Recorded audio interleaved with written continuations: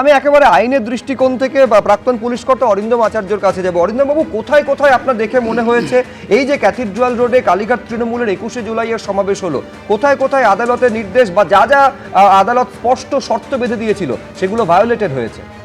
দেখুন, কোথাও কোনো যদি মিটিং হয় এবং আদালত যদি একটা ডাইরেকশন দেয়, তার কিন্তু লোকাল পুলিশ স্টেশনের নিয়ম থাকে যে কোথায় হবে, কোন লোক আসবে, এবং ডিআইবির একটা রিপোর্ট হয় কতজন আসবে, তাদের সাথে কি থাকতে পারে। এই যে আদালত যে ডাইরেকশন দিয়েছে, এই ডাইরেকশন যদি তারা কমপ্লাই না করে তাহলে তার এগেনস্টে সিরিয়াস অ্যাকশন নেওয়া দরকার। কিন্তু আমরা বিগত দিনে কি দেখলাম? বিগত দিনে তৃণমূল কংগ্রেসের দেখেছি সুপ্রিম কোর্টে পর্যন্ত অর্ডার মানেনি। আমি এক্সাম্পল দিচ্ছি, অনিকেত মাহাতো, আপনি দেখুন, সুপ্রিম কোর্ট ডাইরেকশন দিয়েছিল উইদিন 7 days তোমাকে করতে হবে, ওখানে উত্তর থেকে আজকে নিয়ে আসতে হবে, আজকে আরজি করে ইস্যু তো করেছে।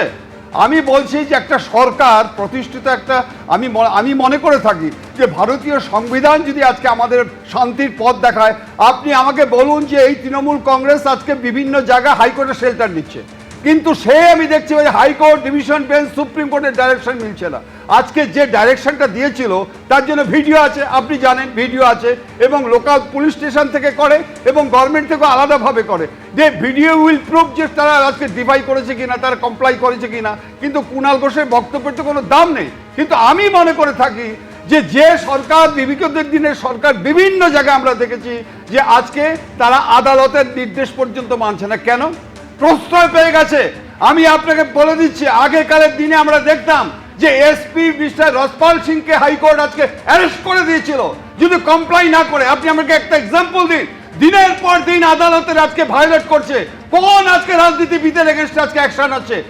আপনি করলে এক আইনে আপনি লক আপ হচ্ছেন, আর রাজনীতিবিদরা যদি করে ল কেঁপে যাচ্ছে। What is this? কেন আজকে সাহস পাচ্ছে দিনের পর দিন?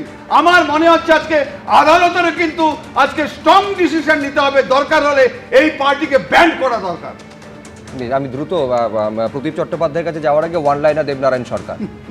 না, আমি এর আগে শুভেন্দুবাবু যে 120 বা 30টার মতো পারমিশন নিয়ে করেছেন, যখন শুভেন্দুবাবুকে 2500 আর 3000, তো 20-30 হাজার পর্যন্ত কই তৃণমূল তো কখনো বলেনি।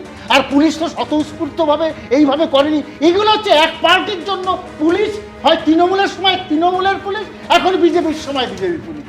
আমি বলছি তাই যদি হতো, বিরোধী, আপনি তো নিজেই বললেন তখন তৃণমূলের পুলিশ ছিল, তাহলে তখন তো তৃণমূলের পুলিশ একেবারে স্বতঃপ্রণোদিত হয়ে শুভেন্দু অধিকারীর বিরুদ্ধে ব্যবস্থা নিতে, তা তো হয়নি। শুভেন্দু বাবু কোন অর্ডার মানেনি? তার 36টা কেস হয়েছে, 36টা। আদালত থেকে 106টা অর্ডার নিতে হয়েছে। ছিলেন তখন তখন তো কেসের পর কেস দিয়ে গেছে। আচ্ছা, তারপরেও করেছে তো, হাইকোর্ট থেকে করেছে, কিন্তু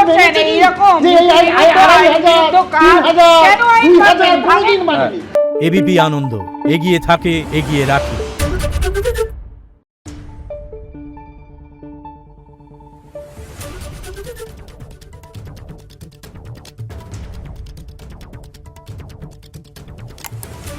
Thank you.